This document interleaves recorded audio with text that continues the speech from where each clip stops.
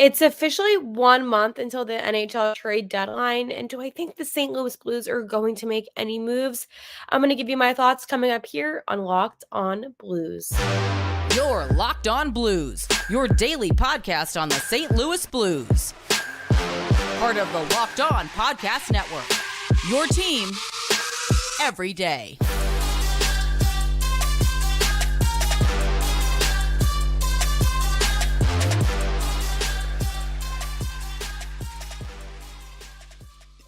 And welcome back to Locked On Blues. I am your host of Locked On Blues, Haley Taylor Simon, talking to you all things about the St. Louis Blues. Here, a part of the Locked On Podcast Network, your team every day. On today's episode, luckily, I do have my voice back. Yesterday, I completely lost my voice, could not speak. So today, I have my voice, and I am so ready to go. I will be talking about the lines. So are the lines good that the Blues currently have? Evaluating Nathan Walker, and the power play is getting better. I'm also going to be talking about that trade deadline 1 month away. So with all of these different topics I have for today's show, I will be talking about the trade deadline within them and things that I think the Blues could improve on and potential moves that the Blues can make. So if you have any move that you want to see happen at the trade deadline, now that we're officially 1 month away, let me know in the comments, and I would love to hear what you think. Before I dive deeper into anything from today's episode, I want to let you know that today's episode is brought to you by Gametime. Download the Gametime app, create an account, and use code LOCKEDON for $20 off your first purchase. The St. Louis Blues. I know it's felt like forever since we've seen them play. Only a couple more days, I promise. The scheduling sucks. I'm not a fan. I actually really hate how it is.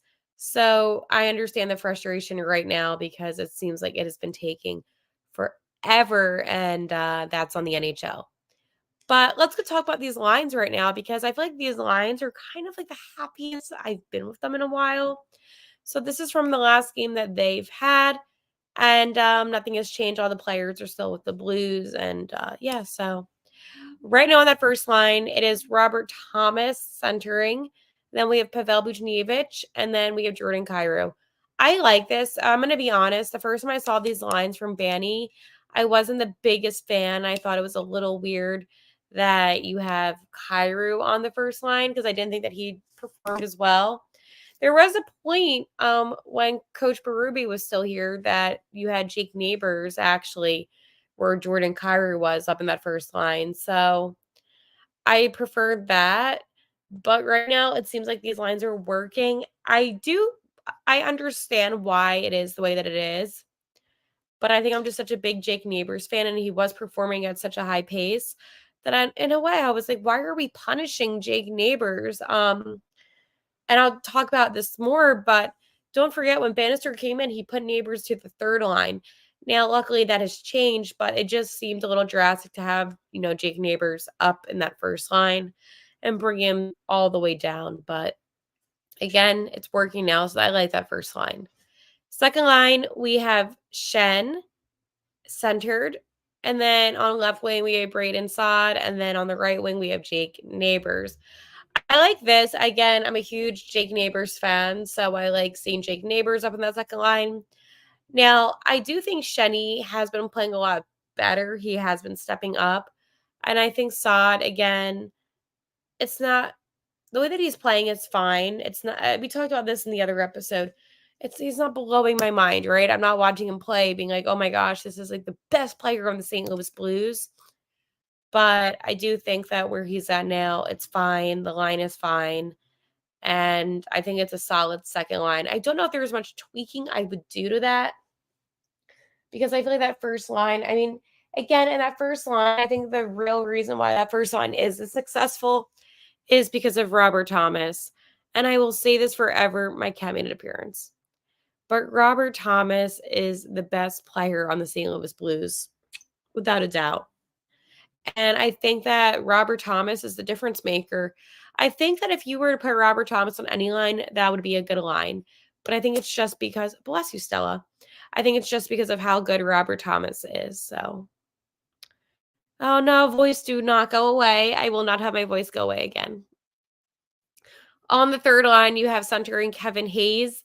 Then on left wing, you have Nathan Walker. And then on right wing, you have Alexei Turchenko. Turchenko's fine, not blowing my mind this season.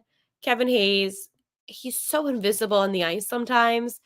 And I don't know exactly what he does. Now, I'm not being mean and I'm not coming at Kevin Hayes.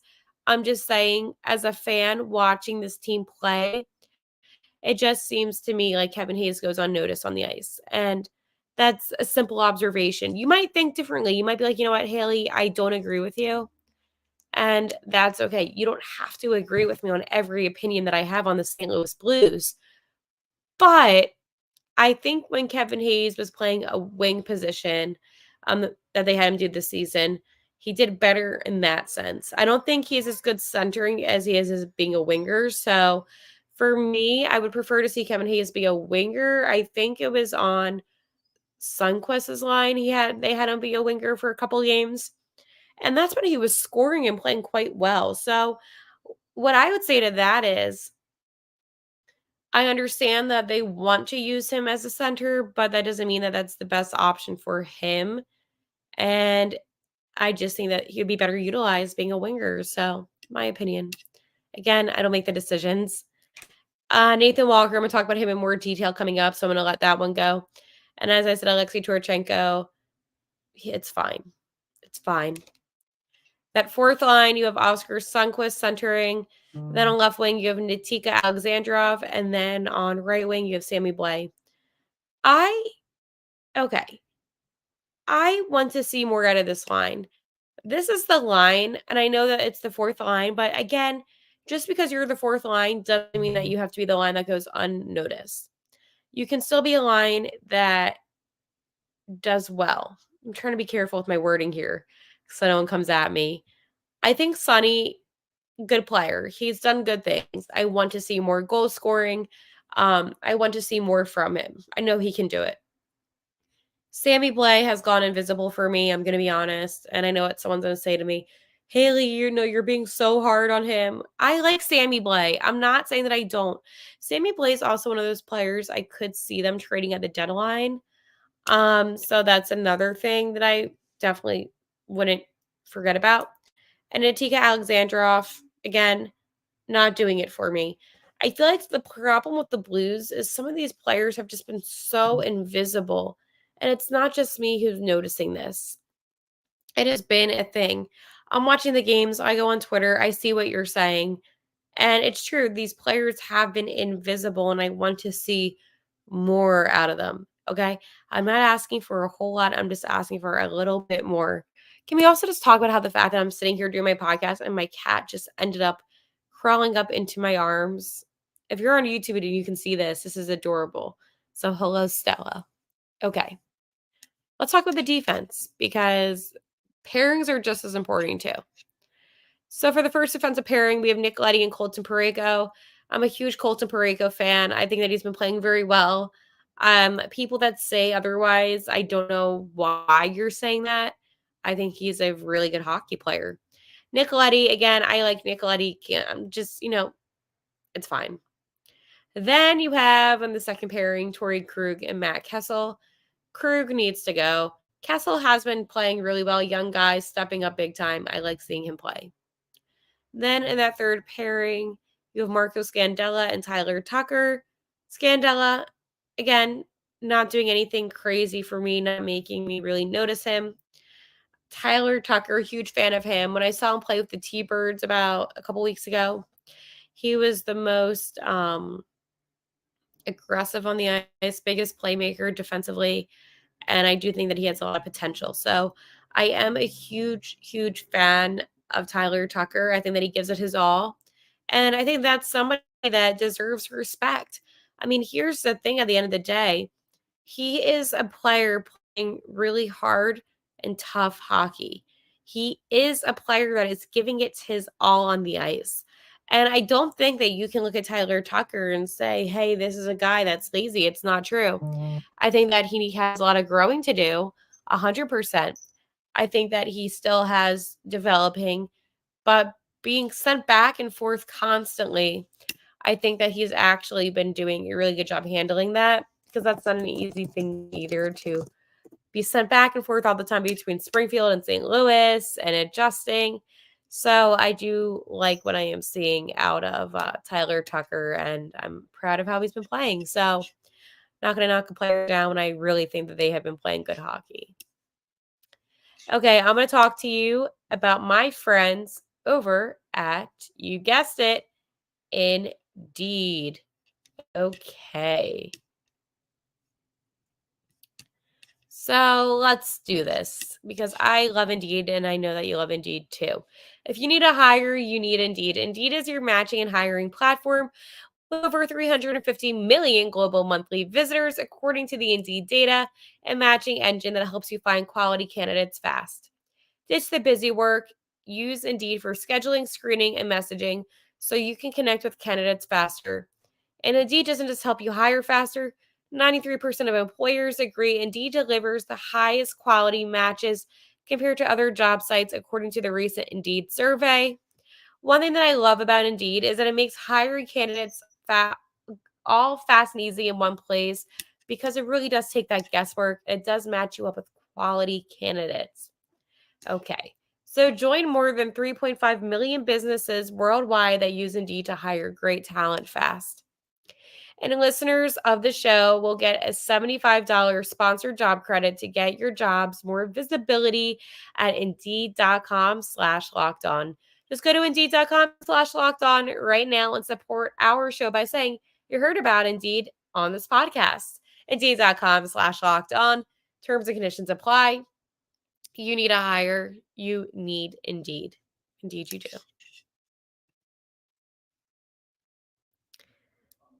Nathan Walker. Big fan of the Aussie, first off. Secondly, happy about his extension this year. I think he definitely deserves it. Now, here's the thing about my friend Nathan Walker. Oh, Nathan Walker. He has played 13 games, 3 goals, 1 assist.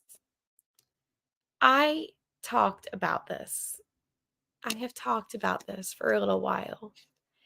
He has gone invisible. Now, I understand Walker, 30 years old, um, up there in age, been in this league for quite a while. But man, like, am I the only one that just feels a little bit annoyed about him not really doing much? I mean, I know that he's played 13 games. And in the first couple games, he scored, which was awesome. But I just want to see him generate more on ice. And I think that he has the ability to do it. This team is weird. And I know that all players and all teams, they get hot and cold, and that's reality, right? But this team, for whatever reason, seems to have like the most inconsistency when it comes to their players getting hot and cold. Nathan Walker isn't a bad player whatsoever, but this season it just looks like maybe he's not on pace for this, for having the best season, okay? And throughout his career, I mean, let's go talk about it. So, he really hasn't played many games in the NHL. I guess you could say the first season where he had quite a bit was last season when he played 56 games with the Blues with 2 goals and 8 assists. He's really not putting up big numbers. In the 2021-2022 season, he played 30 games with the St. Louis Blues with a career high of 8 goals and 4 assists. I definitely feel like he is the type of player that if he did have more consistency, he would be playing better hockey. That's the problem. It's that I don't feel like he's getting his fair shots. And I think it's because in the past, I mean, even with the Capitals and Edmonton when he was there, when they went back and forth, I just feel like it's just always inconsistent with having him out of the lineup, having him in, and there was never just consistency for him. And I guess that does mess sometimes with players, but I feel like if the Blues just continue to have him in, he continues to get reps on the ice, he will accumulate more goals. So I'm not overly concerned. I just think that it's hard to truly evaluate a player when all of their past seasons, he's never played a full season. Um, the most games he's ever played in a season are 56. It just seems to me like he's undervalued and underused, and I don't know why. I think that he has more value being with the Blues than he does playing with Springfield for sure. I don't think that the Blues be careful. I don't think that the Blues are the type of team that have a lot of thriving talent playing right now. What do I mean by that? Okay, well, what I mean by that is this is that they really have one player that's been consistent, and that's Robert Thomas. Everybody else has not been consistent. So you need to truly value the players that are going to give you the most success on ice. I think Nathan Walker, again, he is a difference maker. He's a physical guy and he wants to score. But why is it that he does so well in the AHL, but not as well in the NHL? And I do think it's because of the inconsistency. I think in the AHL, I mean, that's where he gets most of his reps. That's where he's always playing. And I think that when you have a guy that is able to score, 30 goals in the season with the AHL, and he's not scoring as much in the NHL, you have to realize it's because it's a whole different game. So if you're not going to consistently have him and he's going to go back and forth, of course he's not going to put up the numbers that you would expect him to put up, which he does in the AHL. So just a little observation on my friend Nathan Walker. I do think that he is good. I think that he's good enough to be on the Blues and not with the T-Birds. But again, 2-year extension. I don't see him staying longer than that because he is getting up in age. But just give him some more opportunity. He's worked really hard. And I'm not telling Doug Armstrong what to do.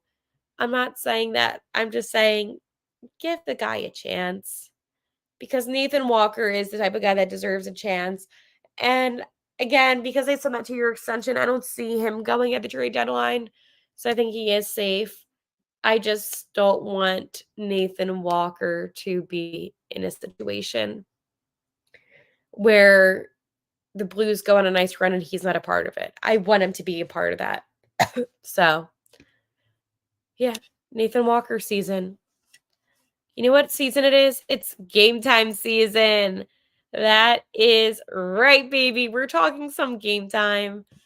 Okay. So I love game time so much because you shouldn't have to worry when you buy your tickets to your next big event.